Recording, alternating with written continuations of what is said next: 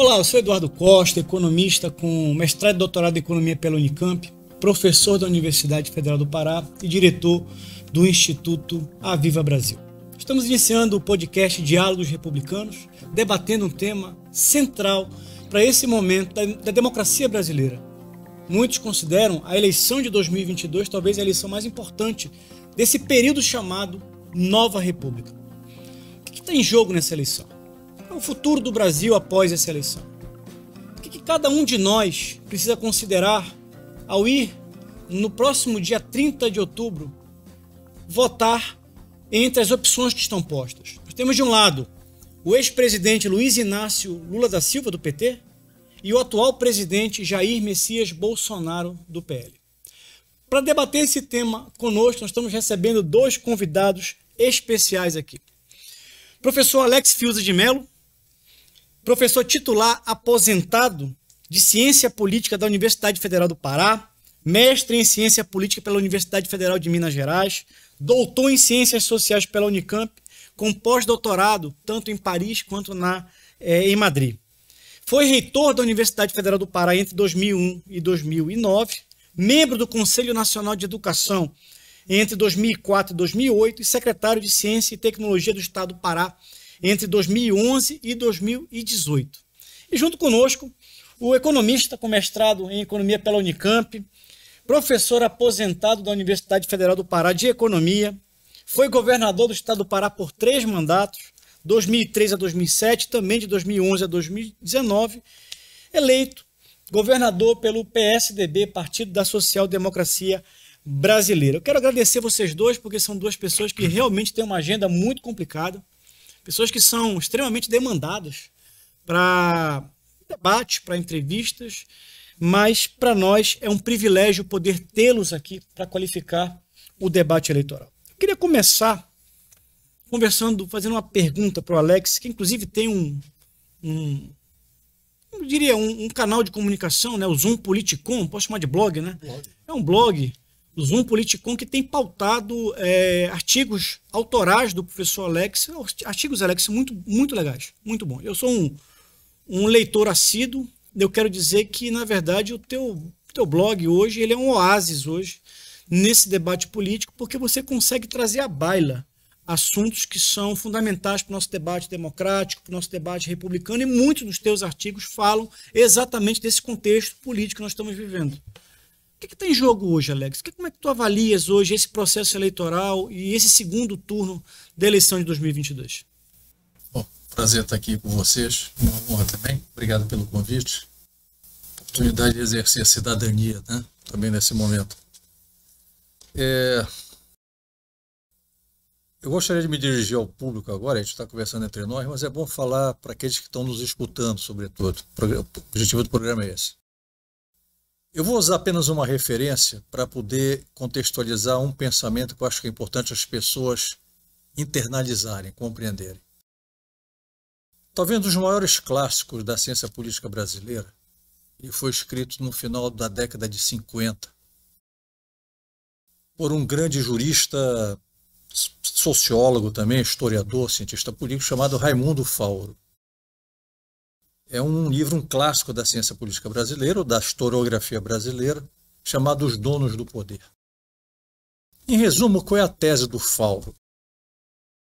Ele tenta demonstrar que o Brasil, durante desde o Império, mas sobretudo a partir da República, até aquele momento, eu diria até hoje, estendendo a tese do Fauro, foi sempre governado por aquilo que ele chamava um estamento oligárquico patrimonialista. O que é isso?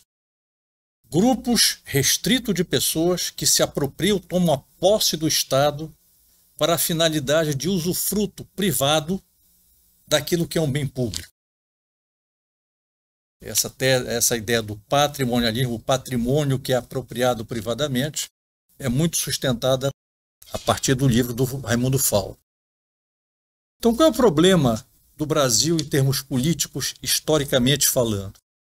É que o Brasil nunca conseguiu vencer até hoje o domínio de uma oligarquia, poucos no poder, governando para a posse do Estado em benefício próprio, ou seja, usurpando aquilo que é o bem público, o que é do povo. Ou seja, nunca existiu no Brasil, poderíamos dizer assim, uma república, não é? Um Estado, um regime político em que o interesse da sociedade se coloca à frente do interesse daqueles que governam. Então, eu acrescentaria um pouco mais do que isso. Eu diria que, usando o próprio conceito do Raimundo Fauro, não é que nós estamos sendo governados há muito tempo por uma oligarquia patrimonialista, e eu diria mais, cleptocrática, não é? Que assume o Estado com o objetivo de roubar, para usar um termo bem explícito. Ora, essa tese do Raimundo Fauro sempre ficou restrita à academia, aqueles leitores de elite, etc. O que aconteceu recentemente? É que nós tivemos, na minha opinião, dois fatos políticos de grande valor sociológico que explicitam a tese do Fauro para o grande público. Qual foi o primeiro fato? A Lava Jato. A Lava Jato descortinou ao público o que o Fauro dizia, não é? O patrimonialismo, a cleptocracia foi desvendada pela Lava Jato. Fisiologismo, né? Fisiologismo foi desvendado. O povo percebeu, pela primeira vez, talvez em termos generalizados, né, o contexto em que estava imerso o Estado brasileiro, a política brasileira, a cultura política brasileira. É a forma de organização de relacionamento, né, entre o Estado e o Congresso Nacional. Exatamente. Ou seja, a Lava Jato demonstrou que não existe república no Brasil. E qual é o segundo fato, na minha opinião? O mandato Bolsonaro. Porque o Bolsonaro foi um candidato que surgiu exatamente dessa crise, da reação popular, aquilo que estava havendo, que foi demonstrado pela Lava Jato. Ele pegou carona, um cara desconhecido, pegou carona naquele momento, se colocou como candidato antissistêmico de oposição e ganhou com um discurso de radicalização contra esse estado de coisas. Tudo bem.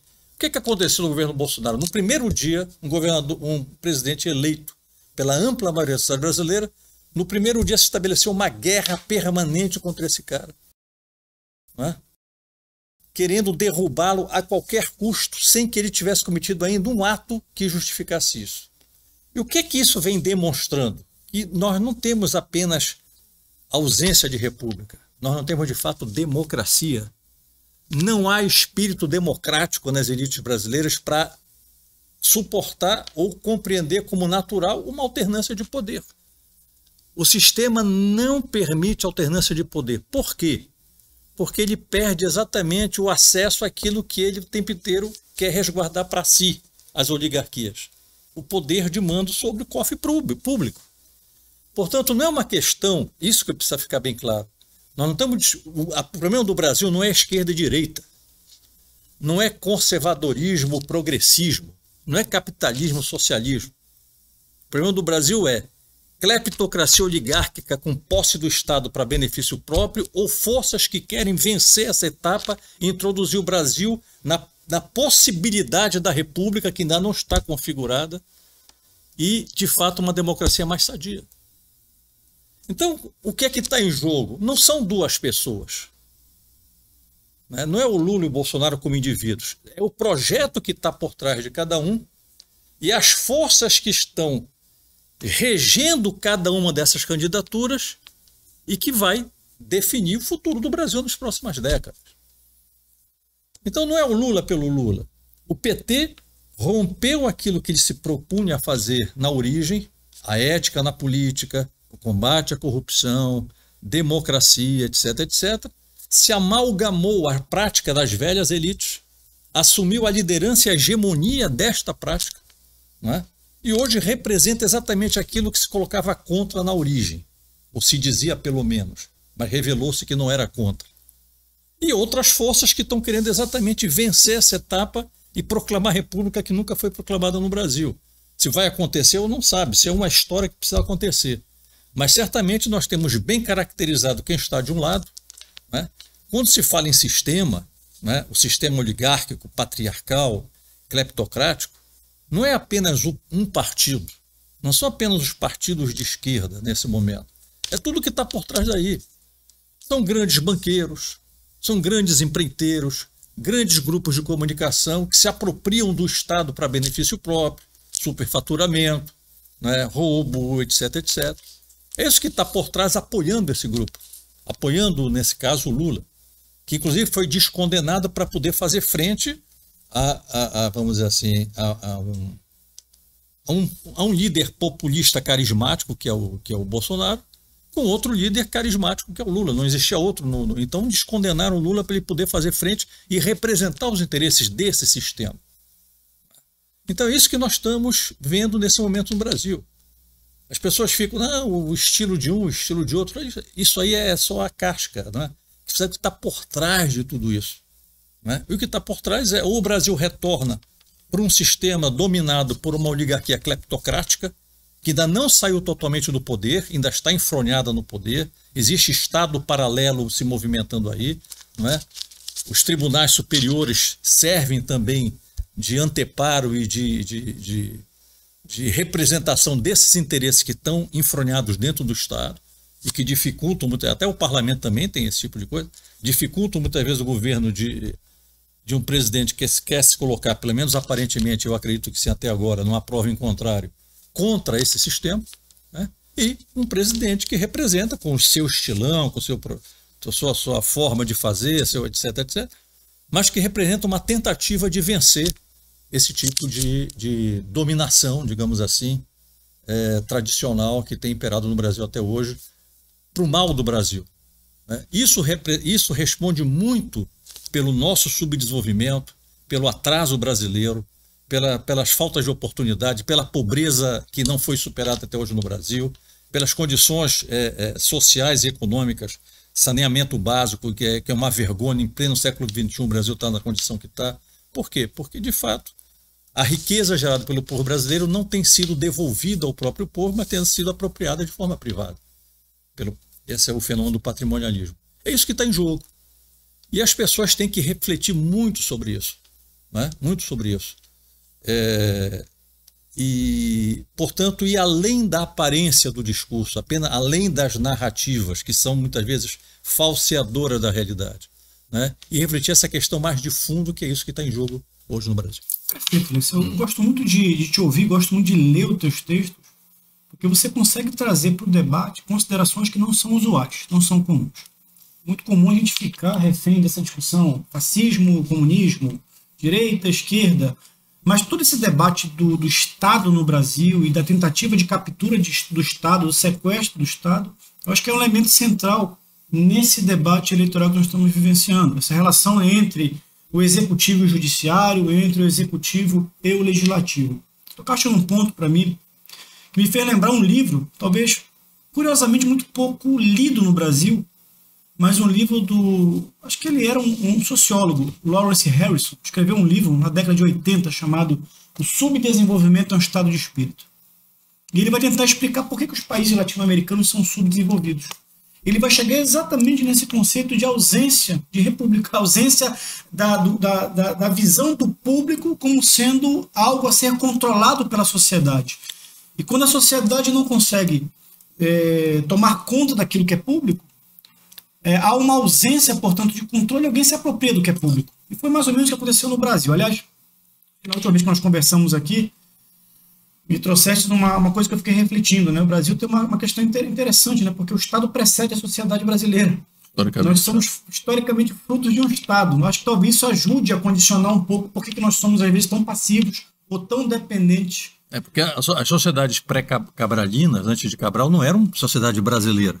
Mas a sociedade brasileira é construída pela vinda da coroa e pelo Estado que constrói o mercado, inclusive. O mercado não antecede o mercado. Na América Latina, em geral, isso. É o inverso da Europa. Várias coisas que a gente poderia abrir, vários leques para o debate, mas eu queria trazer para o debate aqui o nosso ex-governador. Já tenho.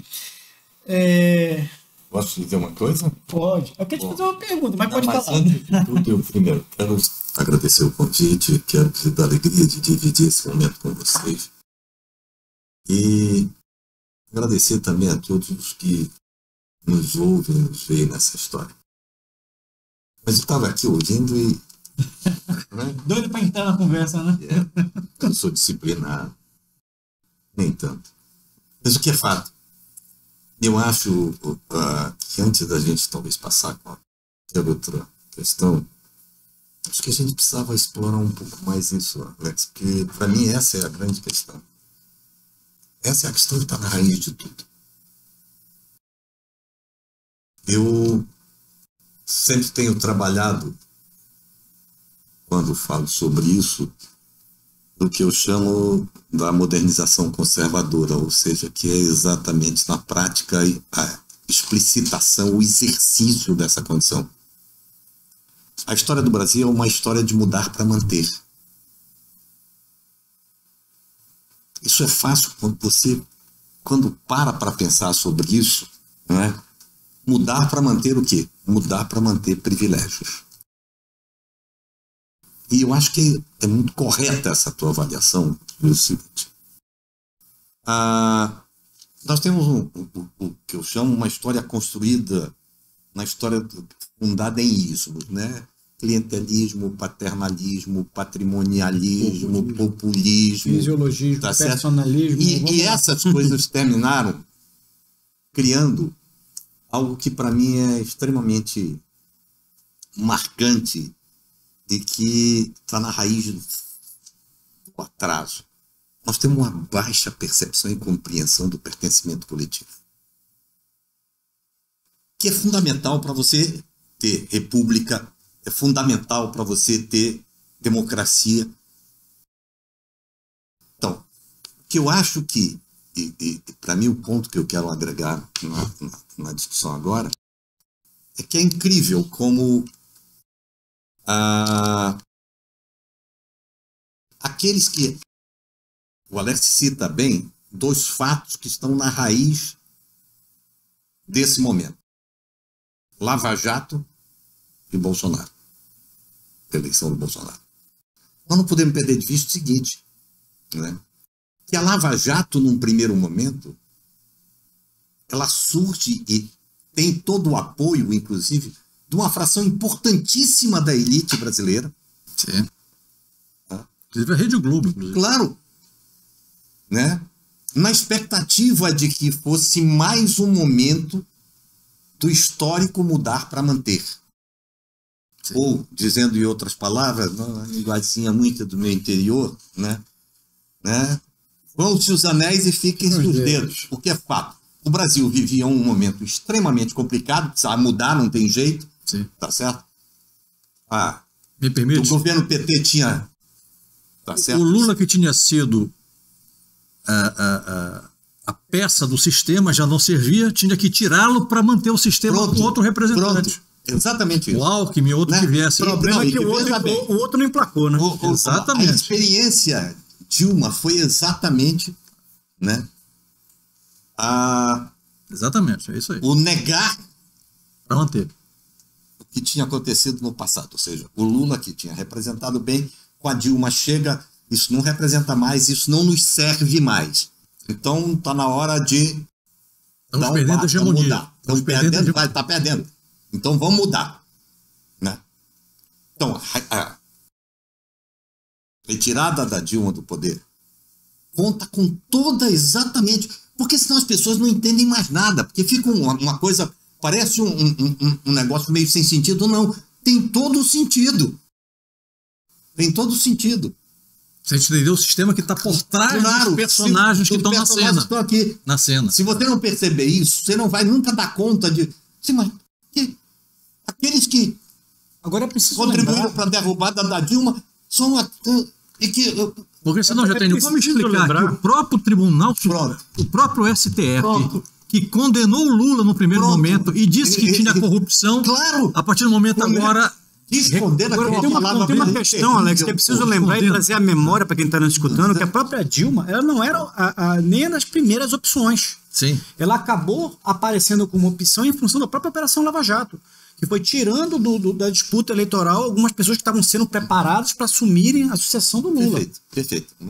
E veja, para mim, se a gente não perceber isso, a gente não dá conta de fato do que está acontecendo. Porque aí você diz o seguinte: bom, mas para pegar claramente.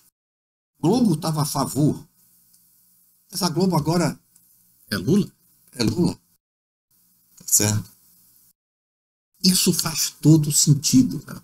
Na verdade, e aí, quando tu colocas da absoluta fragilidade de se tentar reduzir, resumir isso a um debate de esquerda e direita, a um debate de capitalismo versus socialismo. Isso é falso. Isso não, eu te diria o seguinte, eu não gostaria nem de dizer que isso não dá conta nem de longe a complexidade desse momento. Agora, talvez o que você tem, que aí tu também não entende o seguinte, como é que os grandes conglomerados, como o capital financeiro, a qual o sistema já não estava servindo naquele momento, e que o mudar para manter, da chegada da Lava Jato, de certa forma, podia ser um negócio, olha, vamos dar aqui uma sacudidela nesse negócio. Não sei se vocês recordam. O Moro dormiu como um juiz e acordou como o Batman. Né? Era um grande cara. Sim, um grande ídolo, é. Tá certo? E logo depois também volta. Ou seja, quando a ameaça deixou de ser uma hipótese, passou a ter ares de efetividade, na hora que você põe na cadeia, certo? O filho de um grande empresário, e aí o risco passou a dominar. Assustou o sistema. Todo o sistema. Estão indo além do... Todo o sistema. Olha, essa história do mudar para manter não está dando esse negócio, não. Os anéis estão indo, mas está começando aí pedaço de dedo nessa brincadeira. Agora tem mais uma E aí, variável nisso. desculpa, mas só para a gente ter claro, porque eu acho que essa para mim, é talvez a coisa mais séria, é que isso, de certa forma, tem laços internacionais extremamente Sem fortes, dúvida. que a gente também não pode perder. Perfeito. Então, nós não estamos discutindo. Às vezes eu fico perplexo de ver algumas pessoas bem intencionadas, pessoas inteligentes e tal, e as respeito todas, né? Sim. Esse é outro ponto para que a gente precisa conversar sobre isso, né? Muito sério. Porque o grau de intolerância e de ódio que hoje terminou tomando conta, mas isso eu acho que é um outro momento a gente Quero conversa. pegar aí. Sabe? Eu só queria lembrar de uma coisa, eu quero Alex, só pegar pra... nesse contexto, tudo que vocês estão falando, tem um elemento também que ajudou. Até então havia o monopólio e o controle das informações. Sim, também. Grandes Esse é um outro veículos item. de comunicação monopolizavam a retórica e as narrativas. Claro. Isso que eu te digo. E quando entra isso aqui, as A mídias roda girou, sociais... rapaz. A roda girou. Entende? O sistema se sentiu ameaçado. Claro. Não, É disso que nós estamos falando. não por acaso que esse é um dos itens mais importantes defendido hoje pelo Lula. Exatamente. O controle dos meios de comunicação. Quer dizer, das redes sociais, na verdade. E que também volta a aparecer uma contradição, ou seja, como é que ele vai controlar aquilo que hoje lhe dá toda a força e nada. Aliás, nós tivemos recentemente um capítulo perigoso, né? O Supremo Tribunal Federal mandando tirar do ar conteúdos de uma plataforma falando sobre desordem informacional. Ou seja, os fatos são esses, isso aconteceu, mas você não pode concluir isso. Não, hoje bloqueou 15 canais, agora proibiu de funcionar. Semana passada, Não, né? hoje, fim da tarde. Fim da tarde, vindo para cá, eu tomei conhecimento disso, não tem nenhum dos detalhes. Coisa muito grave. Mas eu queria... tortura a realidade até ela confessar que não é real. Isso é uma das coisas mais absurdas. Agora já tem... voltando àquele assunto, quando falo que a questão da socialismo e capitalismo é falso, no seguinte sentido. O socialismo, do ponto de vista originário, né, nós estudamos sobre isso, não é? Era uma utopia de sociedade. Claro.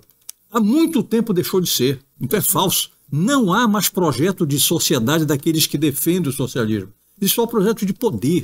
Pelo poder, né? Então é falso falar em socialismo. Não existe socialismo. Não existe socialismo. O capitalismo é um processo histórico, é outra coisa. O socialismo ele é falso nesse sentido. Agora, é importante... Expectativa de algo novo, diferente, que... Olha para a América Latina. Nós temos exemplos aqui. Venezuela, Cuba e tal. Socialismo. A utopia sonhada e realizável. Pobreza, miséria, piora da condição de vida, fome. Desemprego. Não, e as elites ricas do poder. Pronto. E as elites ricas, não é? Né? Em nome de quem? Em nome do socialismo, né? Então é um E aí escândalo. eu arriscaria de um negócio. Eu arriscaria que o que é mais dramático é que, na verdade, você tem o que tem de mais sofisticado do capital, Sim. no topo da pirâmide, obviamente, e obviamente é o capital financeiro, porque esse, mais do que qualquer um, não tem pátria, não tem cor, não tem... Tá certo? Eu sempre brincava... E que tira vantagem, entre aspas, das esquerdas no poder. Mas raciocínio, tira vantagem das esquerdas no poder. Eu brincava quando eu dizia o seguinte, que o capital financeiro é tão perverso, tá, que ele consegue tirar dinheiro de outras formas de capital. Não é só... Sim, claro. Ou seja, como ele não consegue, tá certo, gerar riqueza, ele cria a mágica de dinheiro, virar mais dinheiro, roubando todo mundo e o próprio capital. É de uma forma grosseira dizer isso, mas o que veja. E como é que tu então entendes que os grandes conglomerados, essa fração mais enfim, desenvolvida do capital, que é o capital financeiro, e que é global, claro, transnacional. Claro, não tem pátria. Não tem pátria. Financiam, né? E se sirvam exatamente dessa fração que aponta ou tenta se dizer revolucionária e transformadora. Essa é a coisa mais reacionária em termos de transformação de sociedade. Intelectualmente, isso é uma fraude? Eu não sei se eu chegaria a dizer que intelectualmente é uma fraude, mas eu te diria o seguinte, a sensação que eu tenho, e aí você sinaliza o seguinte, não, eu quero acabar. Bom, deixa eu só colocar antes uma coisa. Eu não me lembro, eu nunca conheci alguém que fosse contrário à redução da pobreza, tá? Não sei se aconteceu isso. A minha vida inteira, os meus 70... Teoricamente, todo mundo... Todo mundo é a favor da redução da pobreza. Quando tu diz a redução da desigualdade, aí o negócio fica um pouco mais complexo. Mas a pobreza, todo mundo é favorável a eliminar. Quando tu chegas nisso, então, esse segmento consolidado, articulado, e que hoje, aqui nesse país, apoia e é apoiado pelo grupo do Lula, tá? Mas como é que tu falas, então, em retirar, de onde é que vai sair o recurso para você tirar da miséria? A minha avaliação, Alex, isso foi uma coisa muito preliminar, porque eu tenho pensado um pouco sobre isso, e, de fato, quero elaborar um pouco mais. A maluquice é transformar, como aqui eu não posso mexer nessa fração, não vou tirar dinheiro daqui para cá, para reduzir a miséria, eu pego exatamente a classe média e faço isso. Então eu tento tirar da classe média para financiar a miséria e puxar para a pobreza. Me dizer que isso é socialismo, no sentido do sonho, da certa utopia, quando tu diz nesse sentido, é que para mim realmente é falso. Sim. O que se está tentando, é nesse sentido. O que se está tentando passar, e isso tem incomodado, inclusive, frações, de fato, na minha avaliação, inclusive, de intelectuais que estão absolutamente perdidos. Então, eu me opor a isso, eu estou me opondo ao socialismo, que foi a coisa que a vida inteira... Agora, tocaste num ponto, eu acho que é muito importante, Eduardo, que é importante esclarecer ao público, que esse é um ponto muito delicado que precisa ser descortinado de uma vez por todas.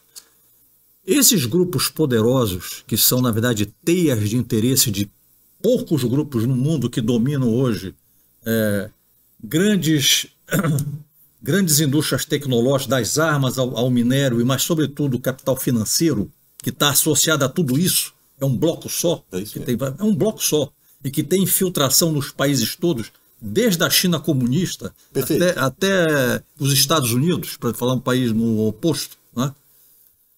E que tem tentáculos dentro dos países, dentro dos estados dos países, né? Que estão infiltrados, que aparelham os estados todos. É este grupo que governa por trás, né?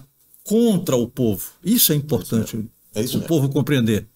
Então veja, o que há de mais maléfico contra a democracia? É a corrupção. Porque a corrupção tira o poder do voto, porque passa a ser governada por aquilo que se chama hoje o Estado profundo, né? Aquele Estado paralelo que não é visto, mas que governa. e que pressiona, por exemplo, os ministros do Supremo Tribunal Federal, né? Os deputados e senadores do parlamento. Que elege Porque os ministros mudam de posição. De financiamento, na verdade, de toda e de pressão, de poder. Estrutura. Aliás, a Lava Jato desnudou isso. Então, as instituições... Voltando à Lava Jato mostrou isso. As instituições estão nas mãos desses caras. Então, quando tem um maluco que vai contra isso, e que se coloca contra o sistema dominante, e coloca em Estado paralelo, coloca em risco esse cara é ameaçado de morte. Ameaçado de morte. Aconteceu. E vai continuar acontecendo. Os sinais estão vindo aí. Eu estou muito preocupado com o que se já tem, Eduardo, com o que pode acontecer daqui para o dia 30 logo em seguida. Sim. Por causa... O sistema não vai recuar. Ele vai querer iludir o público o máximo que ele pode, como está conseguindo parte disso, através dos grandes meios de comunicação que fazem parte desse sistema, que é uma organização criminosa porque age contra a lei, contra o Estado de Direito, contra a vontade popular, não é?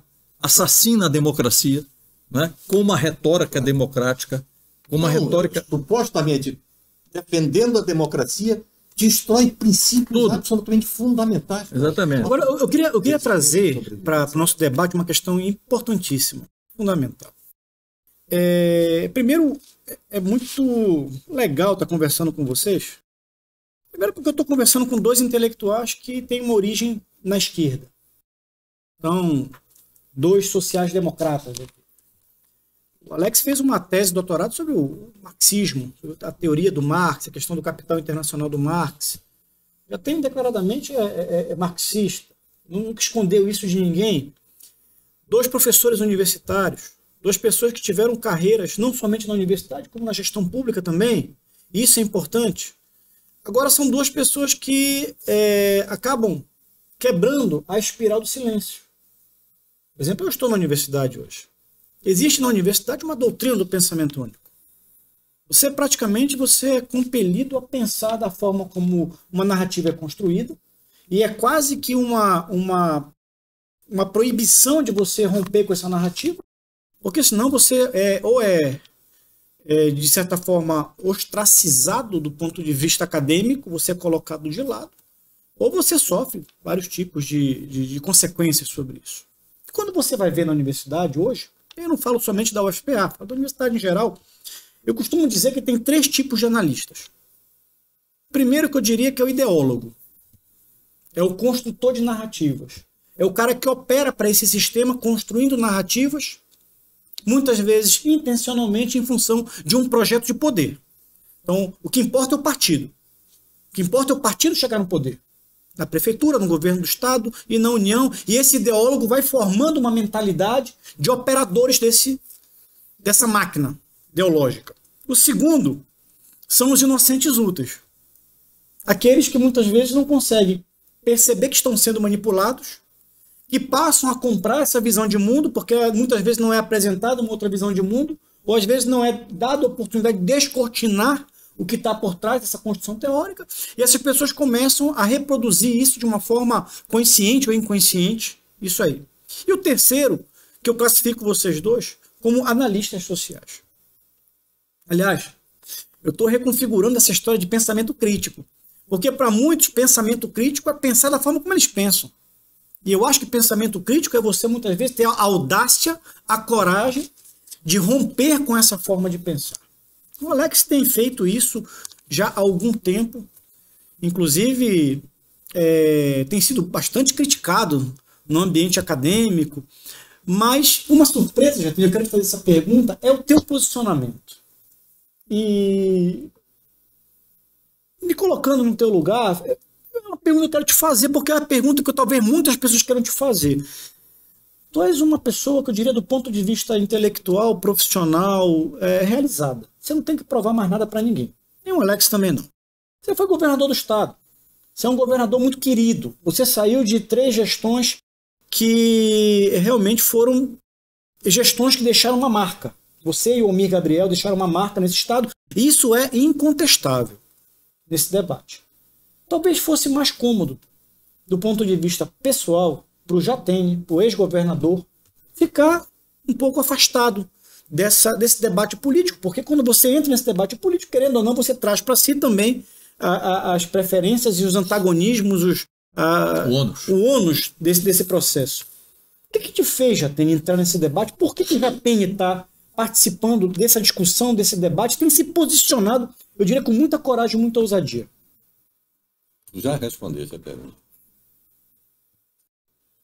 Eu sempre, para as pessoas que me conhecem um pouco mais, eu digo que eu sou geneticamente músico, eu tentei ser intelectual e terminei político. O mesmo incômodo, o mesmo desconforto que me fez afastar do que geneticamente eu sou, que é músico, para ir para a academia e ir para a política, ele permanece, rapaz. Não tem, o que me move é exatamente o que me movia sempre, por todo sempre. Eu acho que é possível você construir uma sociedade mais justa, mais fraterna. Eu acho que isso necessariamente só ocorrerá a partir de um enorme esforço coletivo. Enquanto não tivermos algo melhor, a democracia, para mim, é um caminho que ajuda a trilhar essa estrada de construção, porque isso não acontece por passos de mágica, isso é uma construção. Então é uma construção coletiva, é uma construção que necessariamente exige, pressupõe, tá certo? Há algo que a gente fala muito, mas nem sempre pratica, que é respeitar as diferenças e os diferentes. Ser capaz de entender que a desigualdade machuca, a desigualdade dói, a desigualdade destrói. As diferenças temperam, as diferenças ensinam, as diferenças nos ajudam a avançar. Então, a minha crença permanente sempre foi essa. Eu não mudei essa crença. Se você passar por um nível absolutamente, vamos dizer, de sentimento mesmo, quem é que não gostaria de ter uma sociedade mais justa, mais fraterna, mais feliz? Eu acho que é da natureza. Para mim, eu sempre digo que o homem é um projeto para dar certo. Ele ainda é um projeto, mas ele é um projeto para dar certo. Certo? Então, para mim, é exatamente essa construção que não se faz fora de nós, tá certo? É a mesma coisa que me move agora. Então, eu não tenho... Eu já recebi também nesses últimos tempos. Já tenho agora... Não veio nada. Tá certo? Eu continuo...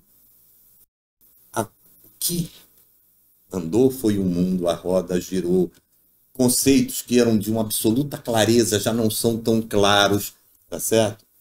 Práticas que eram tido como absolutamente definidoras não são mais. Me diz uma coisa, vocês já pensaram o seguinte, olha que coisa estranha.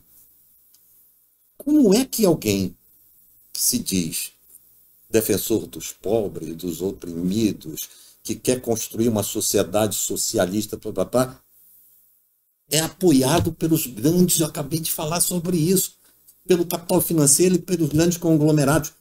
Quem é que está doido? É o que está dizendo ou são os grandes conglomerados?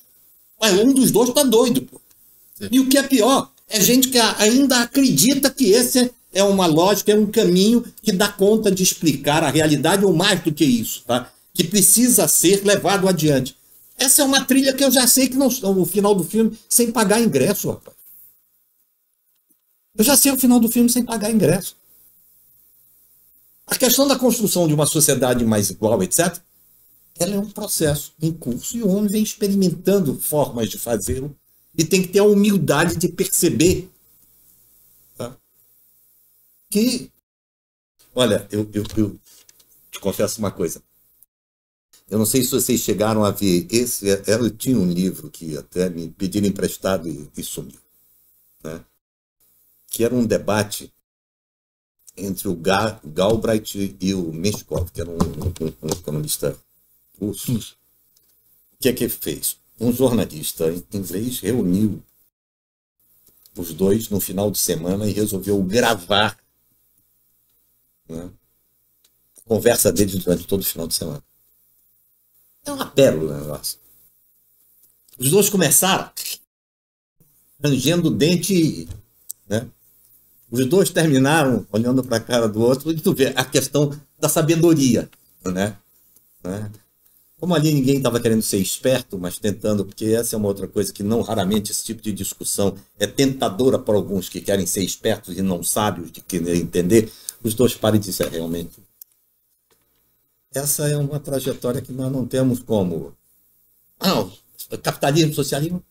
Não, capitalismo é um momento da história da humanidade, tá certo? Que tem coisas... Significa avanços diante de um passado, tá certo? Mas não significa que seja o fim da história, pô. É. Agora, como é que vai surgir esse outro tempo? Esse outro tempo passa, inclusive, por essa que eu chamo do homem é um projeto para dar certo, mas é esse projeto está melhor construído. Eu confesso a vocês que eu acho que nós estamos diante de uma crise civilizatória. Eu acho que essa discussão reducionista não dá conta. Nós estamos numa encruzilhada civilizatória. Para mim, esse é o grande problema. E vamos ser francos. Quem é que formulou isso daí como saída? Não tem ninguém. Isso está em formulação, isso está em processo, isso está nos surpreendendo cotidianamente. Né? Essa coisa do... Isso mudou o mundo. Mudou. Vai continuar mudando, né? Tá certo. Agora, mudou para o bem, mudou para o mal, pô. Tá certo? Quando eu vejo hoje, pô, num restaurante, as pessoas todas em volta de uma mesa, e ninguém está olhando nem dizendo nada para o outro, tá todo mundo aqui. Sim. O cara não... Agora, Antônio, você toca numa coisa que eu acho que é importante a gente não perder de vista, sobretudo aquelas pessoas hoje que têm dúvida, vai participar do processo, não vai participar, vou votar, não vou votar, etc. No momento de crise e de dilema civilizatório, onde você tem caminhos opostos, né? A pior posição que você pode tomar em relação a você mesmo... É não ter posição, rapaz. Aos seus filhos e aos seus netos, que vão ser a consequência do caminho que for trilhado aqui, é ficar isento. É não ter posição. É ficar fora. Ah, mas o ideal... Não existe ideal em política, existe o possível em cada contexto. Nós estamos diante de uma encruzilhada. Né? Longe de mim achar que o modelo bolsonarista, o ideal de sociedade... Vai trazer a redenção humana. Eu não sou bolsonarista, ao contrário do que as pessoas pensam. O que eu tento defender, no caso do Bolsonaro, é que é um governo legítimo que foi boicotado o tempo inteiro. Isso é antidemocrático. Só isso o tempo inteiro. E tento mostrar a hipocrisia das elites brasileiras ao fazer isso. E que não deu nenhum sinal, tá certo, de destruição, de agressão Exatamente. à democracia, rapaz. Agora, aqueles que estão isentos, que não quiseram votaram em outros candidatos no primeiro turno porque é contra o Bolsonaro, contra o Lula, ou aqueles que se isentaram, agora não tem alternativa, é um dos dois. E a pior posição é se negar a participar. Agora, participe pensando no que é pelo menos o menos pior. Pelo menos o menos pior. Porque tem dois destinos completamente diferentes em jogo nesse momento. Perfeito. Perfeito. O passado já revelou, a Lava Jato já revelou para onde é que nós vamos caminhar. Os países da América Latina que estão nessa farsa de socialismo que não existe, bolivariano, isto é uma farsa.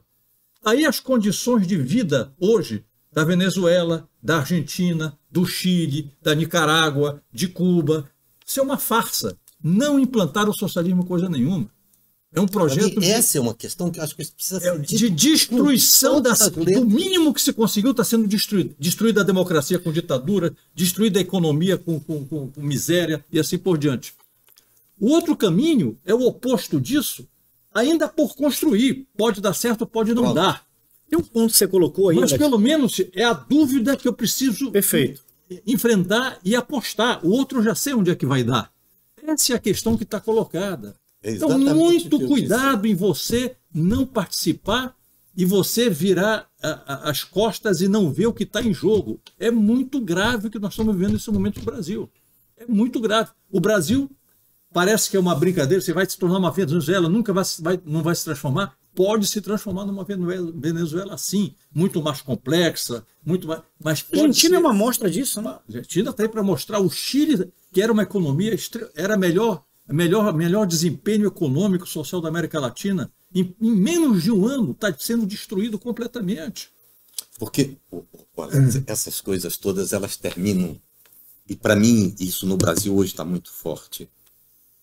Eles não destroem apenas a questão de bases, pilares da democracia, eles não destroem apenas a dificuldade, os elementos que são fundamentais para a constituição efetivamente da República.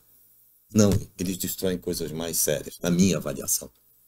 Eles destroem princípios civilizatórios. Eu vou dizer um deles. Para mim, por exemplo, confiança.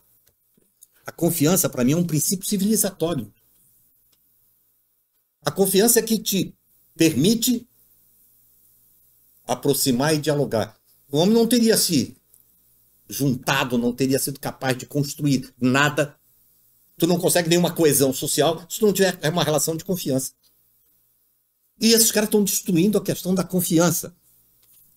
A forma como estão trabalhando, inclusive, o fake, a mentira, permanentemente, e você tentar criar isso, como banaliza isso de tal forma, chancela quando te interessa, criminaliza quando te, tá certo, contraria, mas é permissivo. Então, nós estamos vendo um tempo de permissividade com a destruição da confiança. Pô. Deixa eu trazer uma coisa nessa discussão que você está colocando aqui. E, amigo, para mim, isto é civilizatório. Sim. Isso não tem a ver com capitalismo, não tem a ver com socialismo. Eu quero saber o seguinte, qualquer sociedade não existe se tu não tiveres. É por isso que eu digo que nós estamos vivendo uma encruzilhada civilizatória. Ou nós recuperamos essa questão da confiança, certo? Ou nós não temos. Os melhores valores do humanismo. Claro. Claro. Deixa eu trazer vocês aqui para um... do caráter, da ética. Da ética. Então parece que essas coisas... Eu sempre digo que política e ética, lamentavelmente, nunca foram irmãos siameses, mas não precisavam ser transformados em inimigos mortais, porra. Deixa eu sequestrar um pouco a palavra aqui, eu quero pedir para os nossos colaboradores aqui... Ninguém sequestra nada. Botarem aqui o resultado da primeiro turno aqui na nossa tela, aqui para a gente trazer algumas informações aqui, enquanto eles colocam aqui o resultado do primeiro turno aí. Vocês têm colocado umas coisas que são muito interessantes aqui. Agora, o que me incomoda nesse debate, nessa discussão, em especial do ponto de vista do campo político, acadêmico, ideológico, é que parece que alguns chamam para si o monopólio da virtude e da verdade. Então, parece que há um monopólio, ou seja, quem não pensa como determinado segmento é fascista, é contra o negro, é contra o índio, é contra a mulher, é um cara misógino, é um preconceituoso. Amigo, é a polarização do nós e eles. Nós e eles. Vamos ser francos. Nada, tá certo, menos civilizado do que isso, rapaz. Sim. Porque isso terminou saindo da relação externa da casa e tal, e veio para relações afetivas, rapaz. Sim. Tu tá tendo amigos, tu tá tendo famílias. Sim, verdade. Que estão se agredindo nessa coisa. Exatamente. Isso é a barbárie, rapaz. Nós estamos reinventando a barbárie, pô. Exatamente. Mas voltando aqui, Jatene, sobre a questão do monopólio da verdade, a questão da... Eu diria, vou falar claramente, a questão da manipulação, por exemplo. É importante um contraponto aí. É muito importante uma reflexão também sobre a questão da forma e conteúdo. Tá? E aqui eu não é defesa do Bolsonaro, controle, nada disso.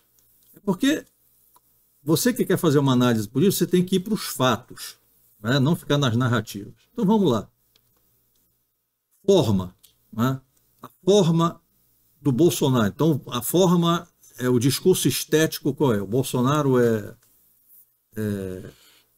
misógino, né? Fascista, genocida, homofóbico e tal. Muito bem. Para eu acreditar nisso, eu tenho que ter provas. Fato.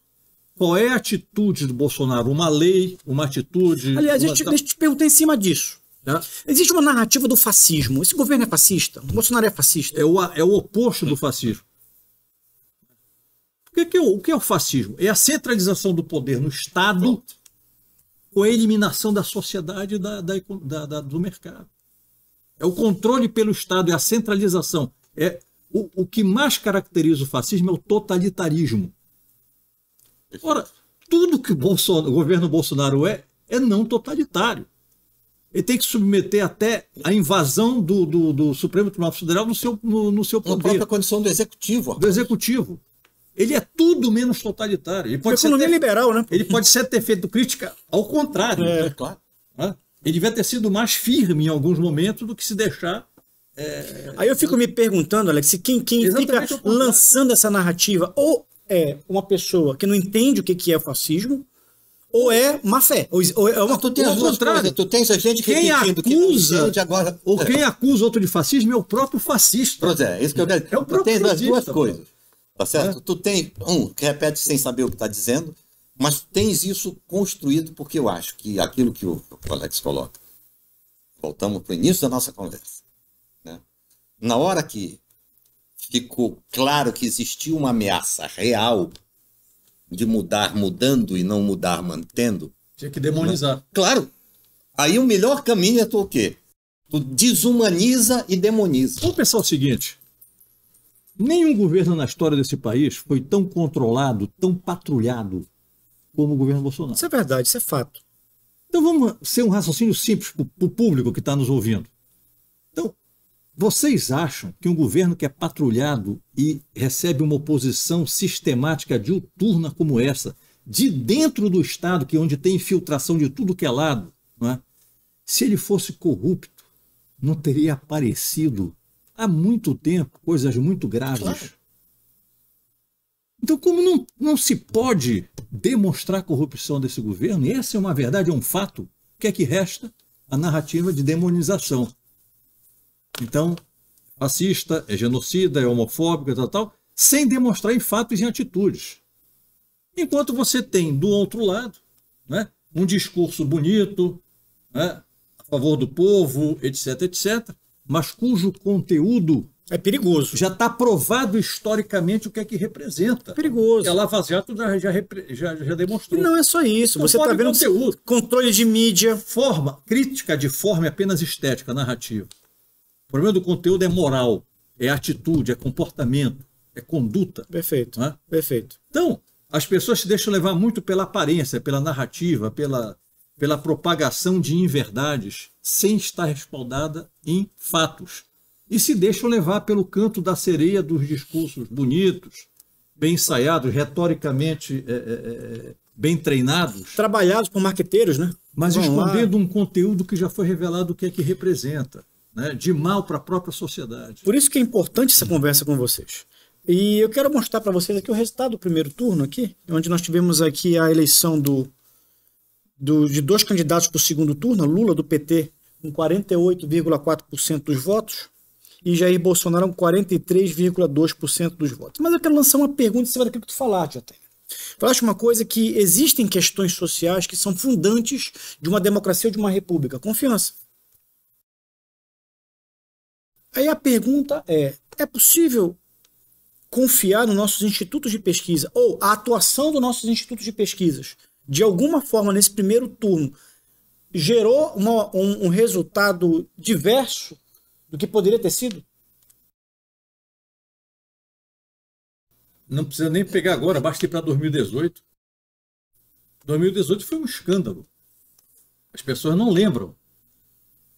Mas o Bolsonaro, que ganhou no primeiro turno e no segundo, estava atrás de qualquer candidato no primeiro e no segundo turno, pelos estudos de pesquisa.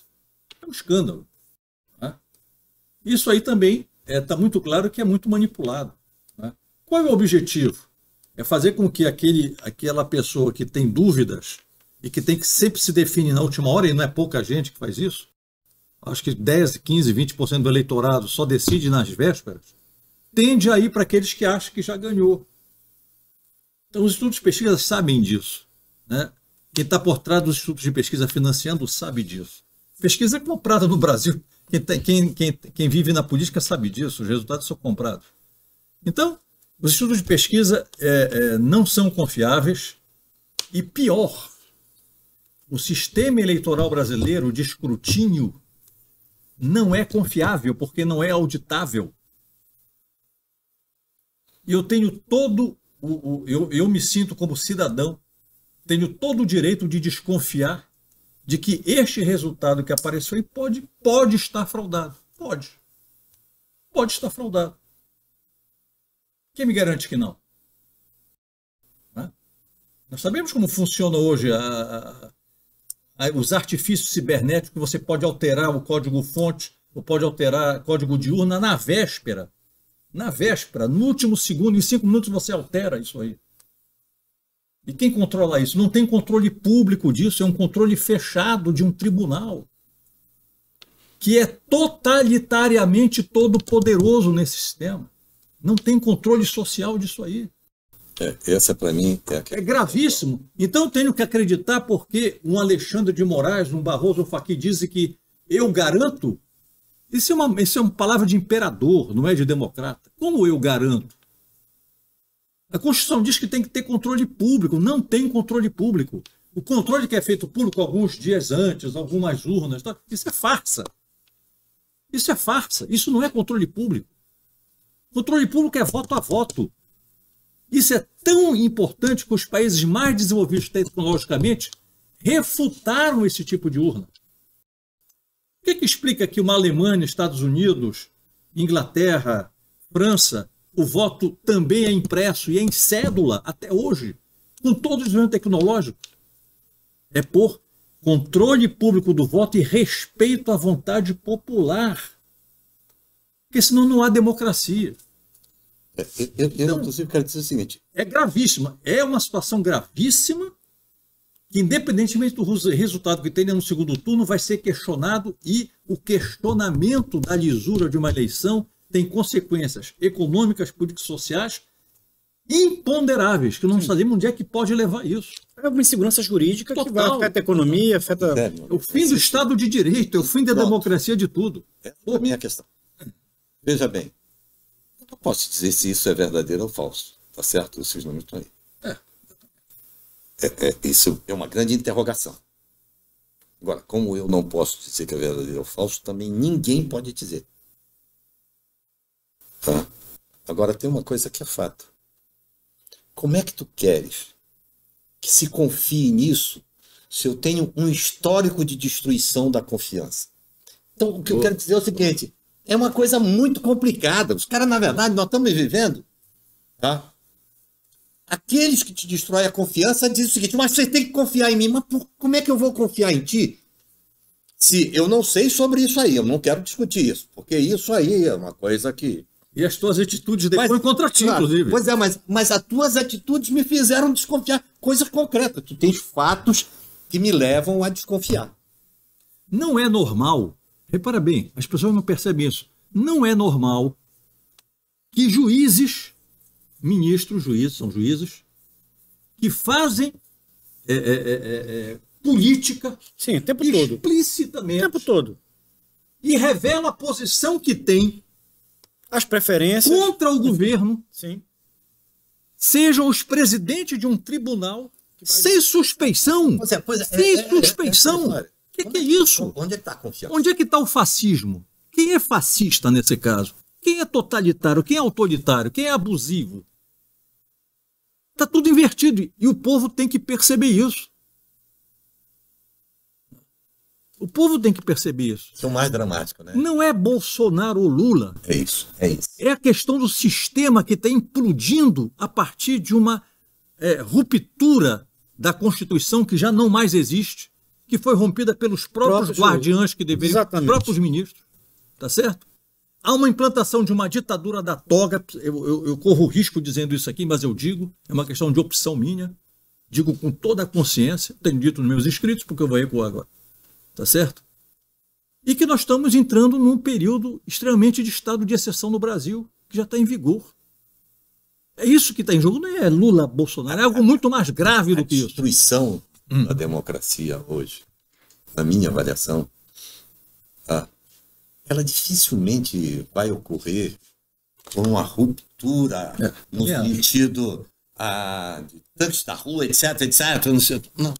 Ela vem sendo destruída cotidianamente, tá certo? E progressivamente, e isso é que é mais dramático. Porque esta outra, ela é mais explícita, ela cria uma reação mais explícita também e mais clara. Essa que vai progressivamente acontecendo, né, ela termina fragilizando todo o tecido social, vai esgarçando tudo, tá? E o final do filme... Vai plantando a descrença, a desesperança. Claro.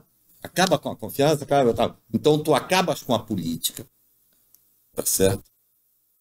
Tu acabas com valores que são pilares de construção de uma sociedade. Vamos fazer um esforço de síntese aqui, rapidamente aqui. Primeiro, está sendo colocado por vocês dois que o debate não é entre Lula e Bolsonaro.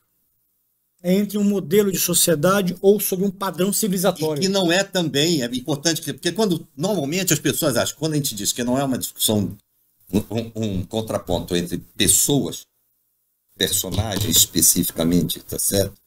Tá? E que é um modelo, as pessoas acham, então é socialismo versus capitalismo. Não é também isso. Não é. Para mim, eu acho que essas duas coisas é preciso definitivamente é claramente uma opção entre padrão civilizatório. Ou seja, entre modelo republicano de sociedade que nós queremos. De um lado, a volta à cleptocracia, ao passado, ao patrimonialismo, ao personalismo, ao fisiologismo. De outro, talvez uma tentativa de romper com isso. Sim. Agora, claramente é o seguinte, isso não se rompe em 4 anos. Não. Essa é uma ruptura que leva a gerações. Gerações. Ou seja, não é uma discussão Aí eu te digo, não basta eleger o Bolsonaro. É necessário formar uma nova geração de líderes com uma outra mentalidade que possam ocupar espaço, que possam fazer a diferença, que possam se tornar players e agentes numa outra forma de enxergar e participar da vida pública. Posso interromper aí?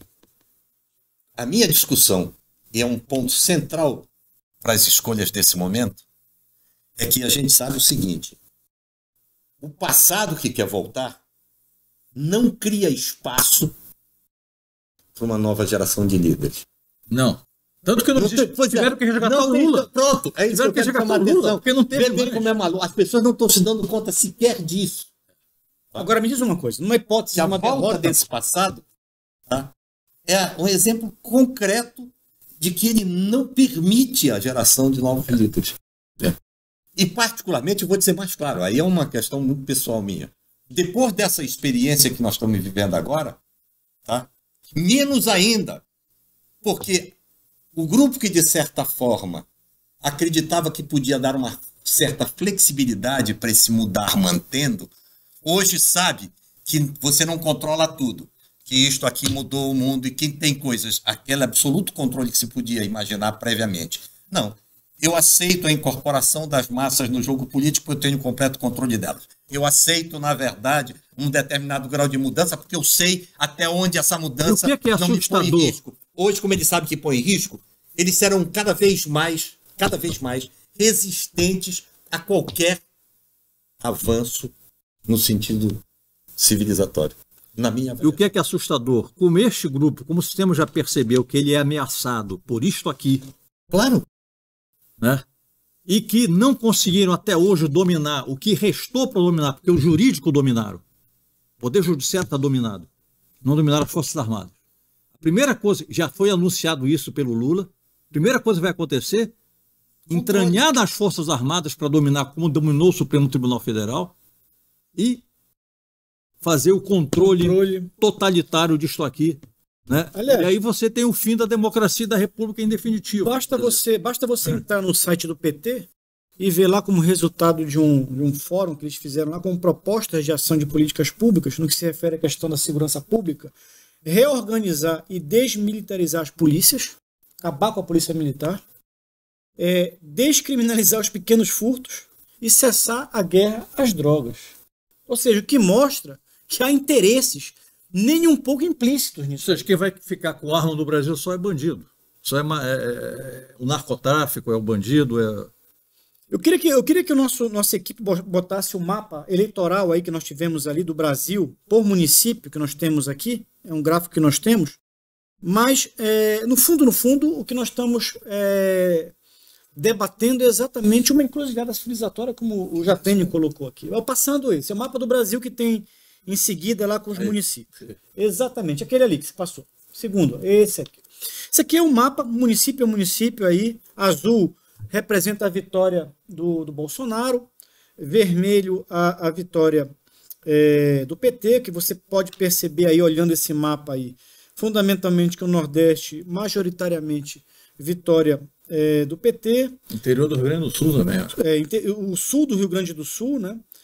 Mas em Sudeste, Centro-Oeste, vitória majoritariamente do Bolsonaro, e o Pará, na verdade, aqui mostra que, na verdade, não há uma hegemonia, como se pensa, da vitória do PT.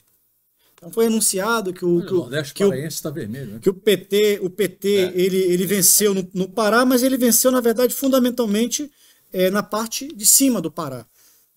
Nos municípios ligados ao agronegócio, sul e sudeste do Pará, você tem uma vitória do Bolsonaro. Como é que vocês avaliam esse mapa do resultado eleitoral no Brasil e no Pará especificamente?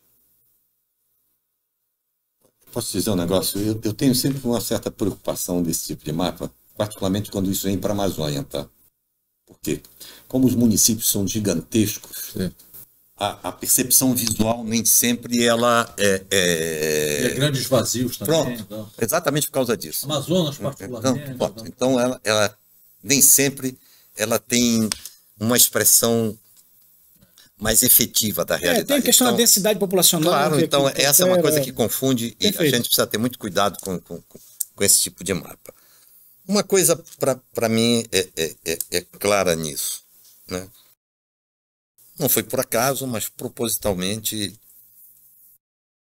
se tentou dividir esse país em bandas. Pode parecer grosseiro, mas eu vou me lembrar do velho Cláudio Bernardo para dividir em bandos. Tu percebes? Então, você abre em bandas o Brasil e divide em bandas. Que eu acho que é importante que a gente tenha claro. Isso sem perder o controle desse nicho de poder, que eu acho que é o que as pessoas não estão conseguindo dar conta. E que hoje nós estamos nos movendo porque, de certa forma, tu has de convir que tu tens problemas, inclusive. Isso que revela também é um instrumento de manipulação e de que esconde. Então você tem algumas coisas, quando eu digo que a encruzilhada é mais do que democrática, é mais do que republicana, é de fato civilizatória. Né?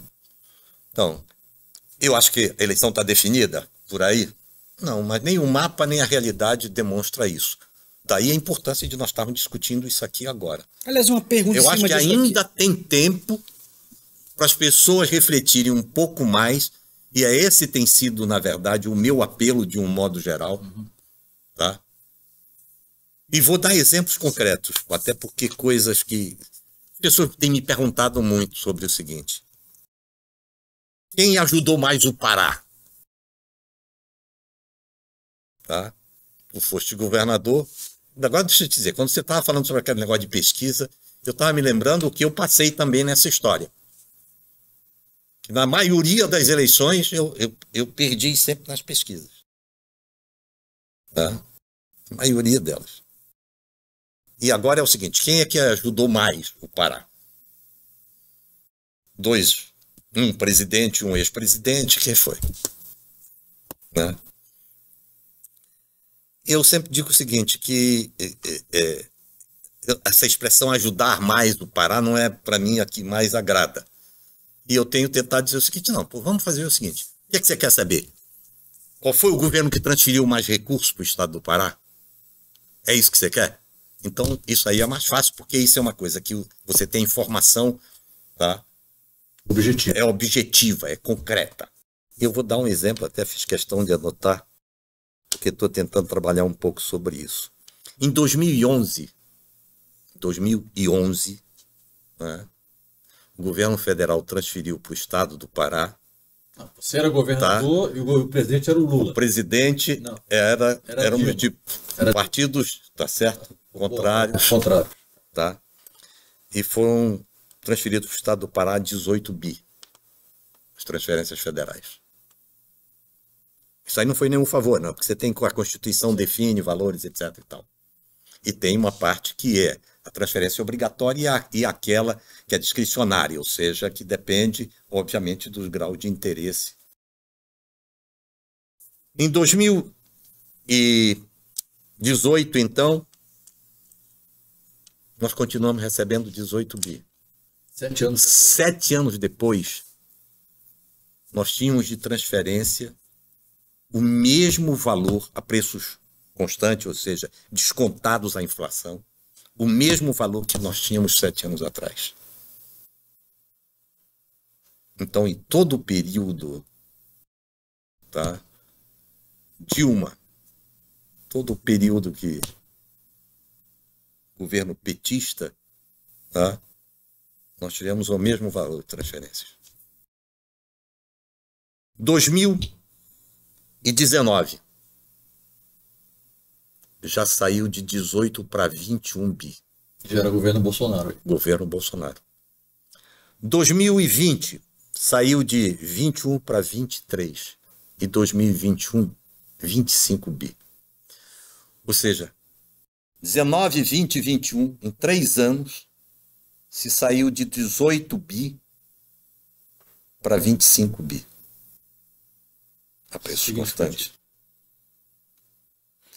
É uma questão de valor isso? Não, para mim é uma questão de reflexão que precisa ser feita. Tá? Continuou o governo federal sendo oposição e contrário ao governo estadual.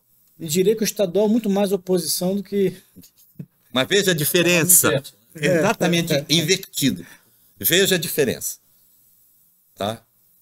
Nos 8 anos anteriores, nós tínhamos uma condição de oposição entre o governo estadual e o governo federal, e o governo federal transferiu rigorosamente aquilo que era determinado por lei, na base obrigatória, etc.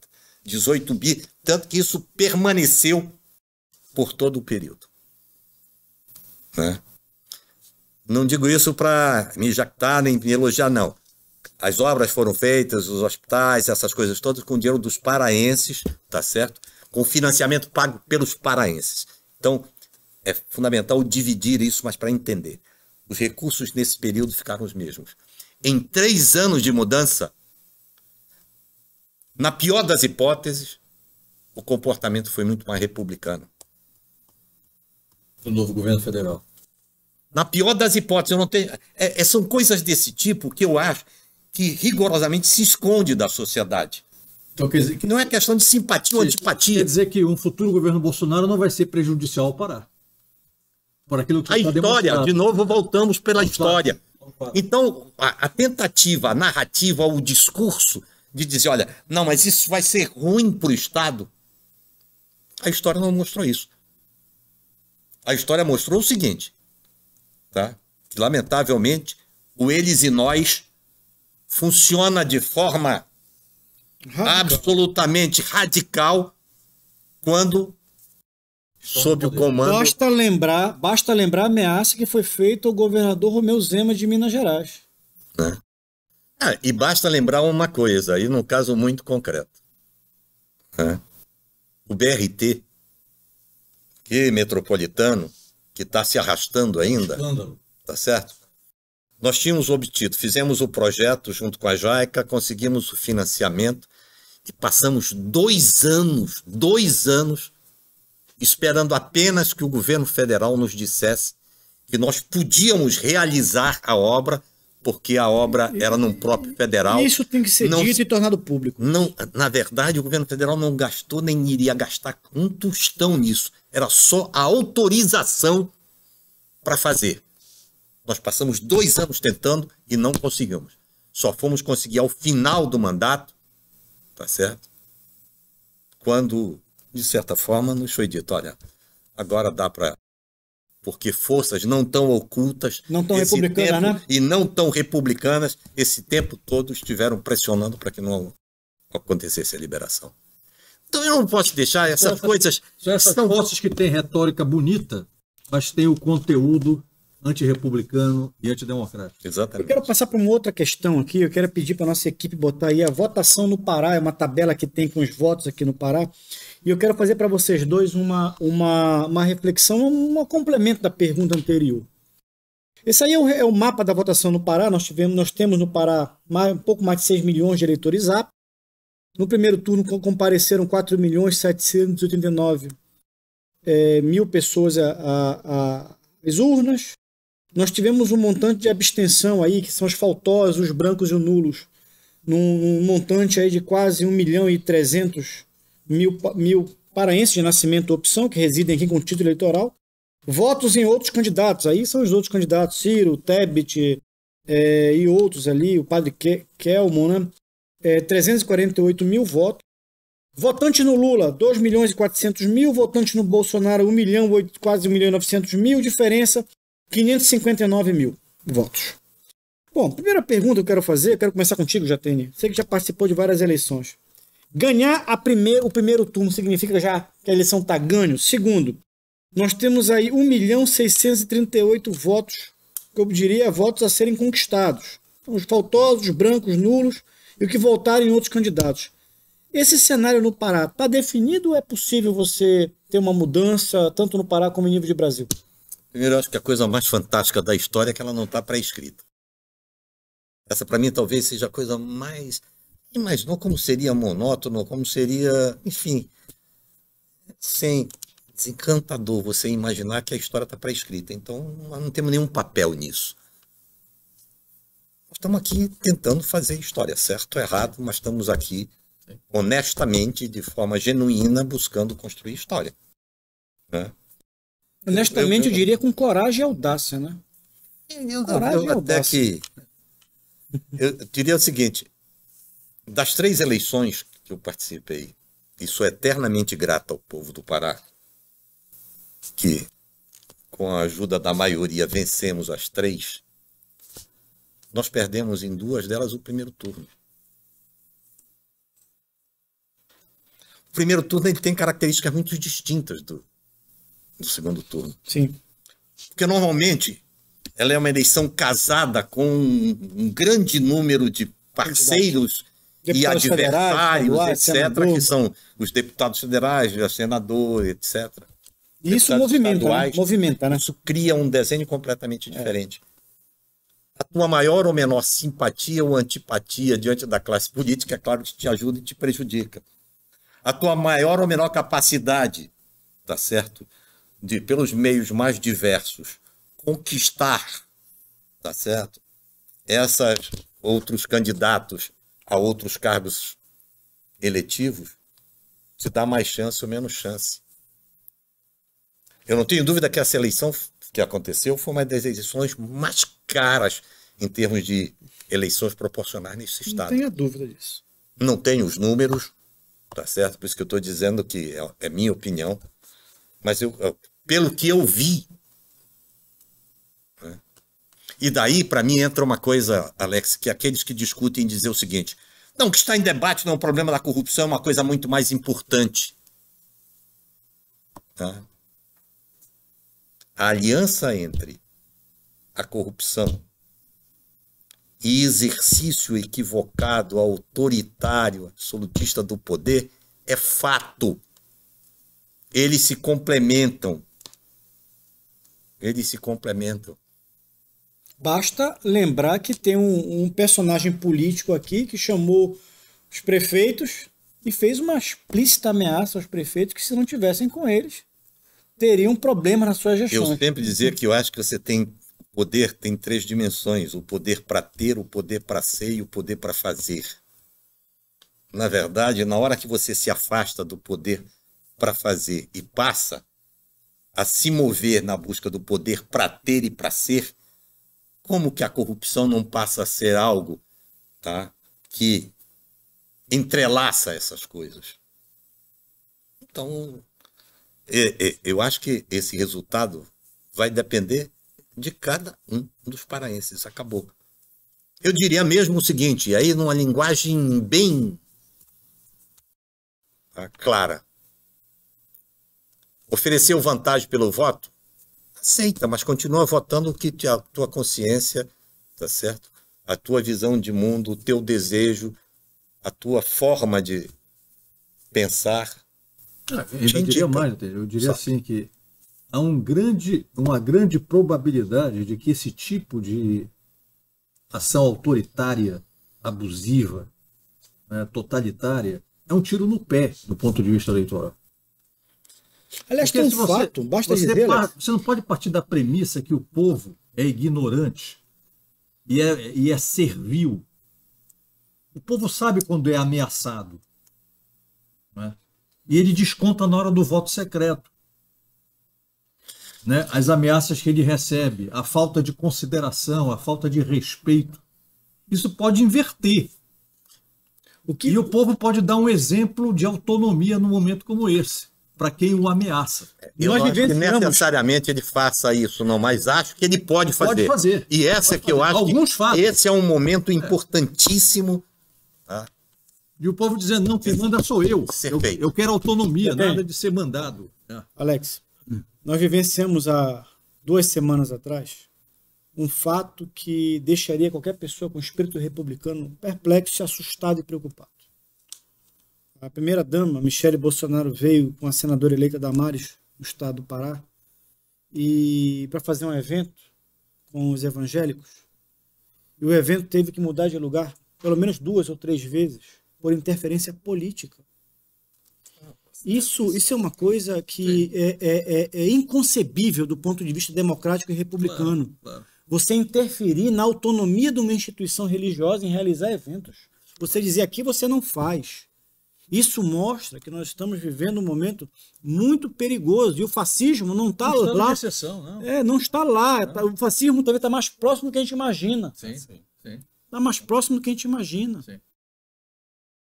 Mas eu queria primeiro agradecer vocês por esse debate. Eu acho que foi um debate extremamente rico. Eu acho que a presença de vocês ajudou a qualificar e eu diria, elevar o nível dessa discussão. Nós precisamos de momentos como esse. Eu quero agradecer vocês dois como figuras públicas que são. Quero te agradecer, Alex, pelo teu protagonismo. Eu sei que não é fácil. Eu sei que você tem um ônus em relação a isso. O Zoom Politicon, quem quiser acessar o Animal Político, né? Quem quiser acessar lá, entre no site, no blog do Alex Fiuza de Mello. Lá você vai, zoompoliticon.com.br. Lá você tem inúmeros artigos que falam sobre o momento político, democrático, republicano, essas reflexões que o Alex faz. Quero, Jatene, te agradecer por ter aceito o nosso convite e por manter esse espírito republicano democrático. Eu não escondo de ninguém o meu respeito, meu carinho e minha admiração que eu tenho por vocês dois, em grande parte porque vocês dois têm a coragem de ter um posicionamento verdadeiramente crítico. Ou seja, vocês não se omitem quando necessário, vocês colocam a opinião de vocês, mesmo sabendo que essa opinião incomoda mesmo. Porque nós vivemos hoje quase como uma ditadura do pensamento único. Nós somos, infelizmente, muitas vezes, tolhidos do nosso direito de expressar, de divergir e de, muitas vezes, nos posicionar de uma forma contrária do que alguns que se chamam detentores do monopólio do pensamento, da virtude e do direito eu diria, a construir narrativas. Eu queria passar a palavra inicialmente para ti, Alex, fazer umas considerações finais para quem está nos assistindo aí, sobre esse momento que nós estamos vivendo. Daqui a menos de uma semana nós vamos estar indo às urnas, vamos votar. Eu queria que você falasse depois o Jatene sobre o que você recomenda, o que você, na verdade, como cientista social, como cidadão, como professor, ex-reitor, o que você pode dizer para quem está nos assistindo, refletir nesses poucos dias que faltam para a eleição? Eu voltaria ao começo da nossa conversa, nesse final, e frisar aquilo que eu acho que é mais importante. As pessoas têm que pensar que vão estar votando em projetos distintos de sociedade e de futuro para o Brasil.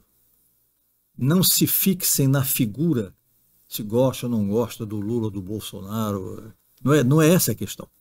É o que está por trás do Lula e o que está por trás do Bolsonaro. Não é? Se não são condições ideais, não é? Mas são as possíveis. são aquelas que nós temos nesse momento. Particularmente ao paraense, é o momento do povo do Pará se afirmar e mostrar sua autonomia de pensamento e sua autonomia cidadã, uma cidadania ativa, participando da eleição. Não se omita nesse momento. Participe. O pecado, entre aspas, né, para usar um termo religioso, de omissão é pior do que você votar mal, do ponto de vista, seja de que ponto de vista você ser considerado. Não é? Eu tenho minha posição explícita, não é? Eu não sou bolsonarista, mas eu sou anti tudo aquilo que está do outro lado pelo passado demonstrado. Não é? Por isso que eu voto desse lado aqui, para evitar que retorne aquilo que seria, na minha opinião, aí uma opinião pessoal, o pior para o Brasil. É o retorno, o termo que está em moda agora, a cena do crime do passado. Nós temos que vencer as organizações criminosas que estão por trás de uma candidatura para tentar construir a república que ainda não está construída no Brasil. Tentar. Temos uma janela aí. Agora, para isso acontecer, é preciso a participação maciça daqueles que têm que observar aquilo que está acontecendo, o perigo da encruzilhada que nós nos encontramos e o abismo que está logo ali depois, caso nós nos omitamos nesse momento. É isso que eu gostaria de deixar como mensagem final. Jatene, queria te ouvir. Bom, antes de tudo dizer que para mim foi uma alegria de dividir esse momento com vocês.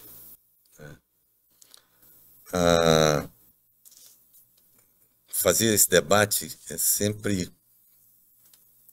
uma reaproximação com algo que eu acho que é fundamental, que é a esperança. E para mim, a motivação maior de participar de coisas desse tipo é exatamente isso. Eu acho que nós vivemos, sim, uma encruzilhada civilizatória. E uma das marcas que termina derivando disso é que você termina vendo se espraiar uma desesperança que me assusta. Me assusta particularmente quando eu vejo isso nos jovens. Né? Porque eu acho que não posso deixar de tirar uma brincadeirinha com todos vocês. Vocês sempre têm a chance de ser melhor do que a gente, porque vocês ainda vão ser velhos e nós já somos velhos, não vamos ser mais jovens. Mas ao dizer isso, o que eu quero é que, certamente, eu não era esse o mundo que eu esperava viver, nem estar deixando para a meninada quando eu tivesse 70 anos. Pensei um mundo muito diferente. Muito diferente. Mas se eu não conseguir, enfim, nós não conseguimos chegar nesse mundo tão diferente, eu não perdi a esperança de que a construção desse mundo tão diferente é possível. Então eu diria, sobretudo aos jovens, que não percam a crença, a esperança, enfim, a condição de protagonismo que vocês têm que ter na construção desse mundo. Agora, isso exige, sim, isso exige uma enorme dose de voluntarismo, de vontade de fazer, claro. Mas existe também uma enorme dose de necessidade, não, porque não basta fazer, tem que tentar fazer certo. E aí é fundamental buscar a história. A história não pode ser para nós uma trava. A história não pode ser para nós uma amarra. Mas ela necessariamente tem que ser pensada, até porque ela é, né, uma fonte de inspiração para o futuro. Quem não tem história, não tem memória, não tem futuro. No sentido positivo e no sentido negativo que se possa ter de leitura dessa história. Eu acho que nós, lamentavelmente, quando eu falo da destruição da confiança, é que nesse processo, onde as narrativas passaram a esconder mais do que revelar, né? E isso terminou contribuindo para que se desgastasse muito a questão da confiança. Eu acho que nós precisamos ter muito cuidado no sentido de não perder a coragem de ousar. E essa, para mim, é a questão central. Eu prefiro ousar e errar apostando num futuro diferente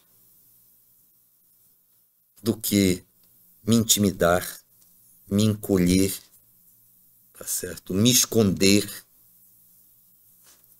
ou mais ainda, defender um espantalho. Ficar com medo do espantalho do passado, não posso fazer isso, gente. O passado está tentando voltar, criando um espantalho sobre o futuro que nós não temos como aceitar.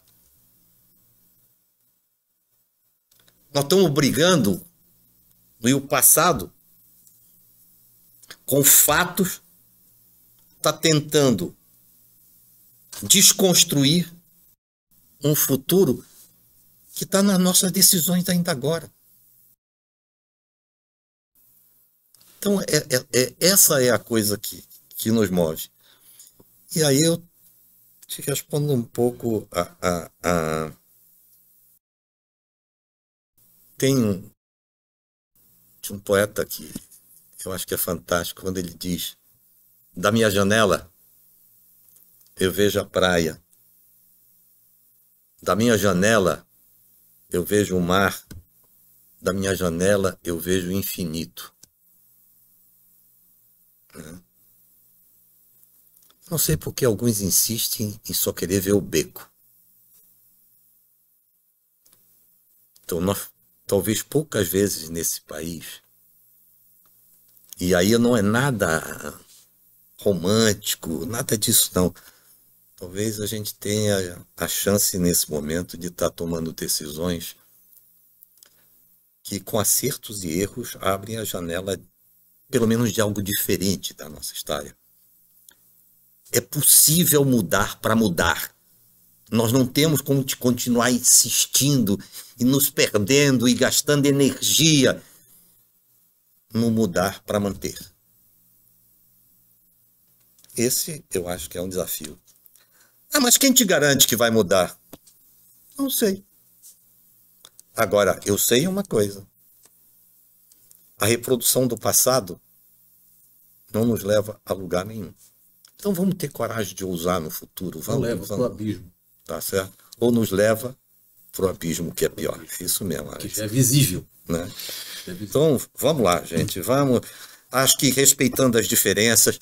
Não precisa ninguém achar, não, porque não pensa igual a mim, é bandido, é criminoso. Não é disso que nós estamos dizendo. O que nós estamos dizendo é uma outra coisa. É que a história já nos permite a ter uma análise crítica consistente de um passado que quer voltar. O presente, com todas as dificuldades, nos tem mostrado uma janela de esperança. O futuro, se a gente for capaz de construir, e esse processo eleitoral já vem construindo algumas pré-condições em termos de composição das forças políticas, etc., que podem facilitar um futuro.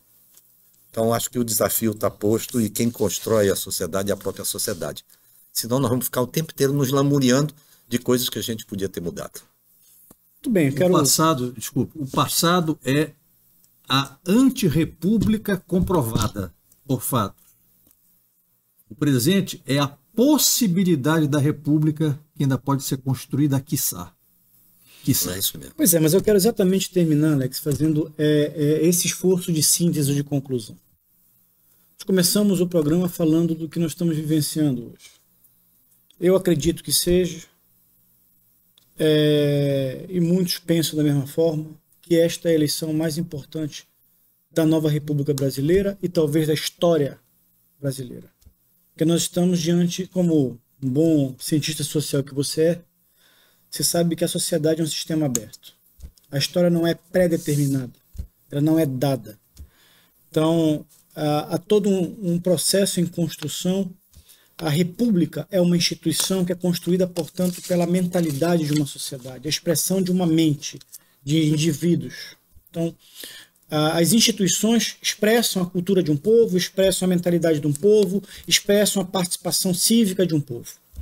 Quando vocês mencionam e trazem para o debate a questão que nós estamos vivenciando uma crise civilizatória, e eu acredito que nós estamos vivendo uma encruzilhada civilizatória, isso significa, e eu pego um pouco, sequestro um pouco do teu poema, nessa encruzilhada civilizatória nós estamos diante de uma janela de oportunidade.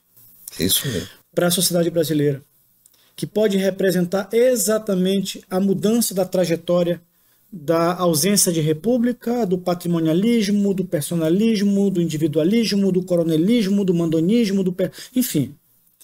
Mas isso requer que a aposta não se dê em uma pessoa, mas que o eleitor se transforme efetivamente em cidadão e participe da res pública ativamente. Daqui para frente, sempre. O exercício de confiança, aí eu me lembrei de um livro do Francis Fukuyama, que ele escreveu um livro sobre chamado, o título do livro é Confiança, vai se expressar numa coisa chamada capital social.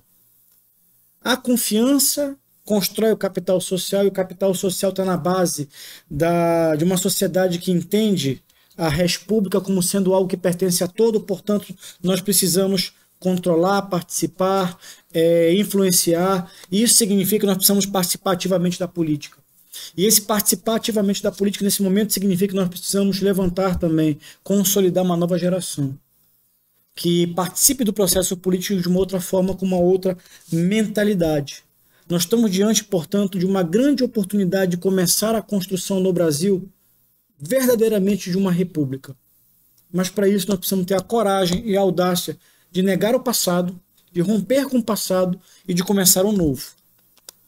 Então, que cada um de nós possamos realmente ir no próximo dia 30 de outubro, votar naquilo que nós queremos para o nosso país. Que o seu voto possa ser um voto realmente consciente, que o seu voto possa realmente ajudar a construir um Brasil melhor, um Brasil mais próspero, mais feliz, mais justo, mais pacífico, mais democrático, mais republicano, na qual nós possamos realmente estar entregando para as próximas gerações algo melhor do que nós recebemos. Que Deus abençoe a todos. Obrigado, Alex. Obrigado, Jatene. Foi um privilégio, uma honra poder dividir inquietudes e sonhos com vocês aqui na noite de hoje. Como foi nosso? Um abraço.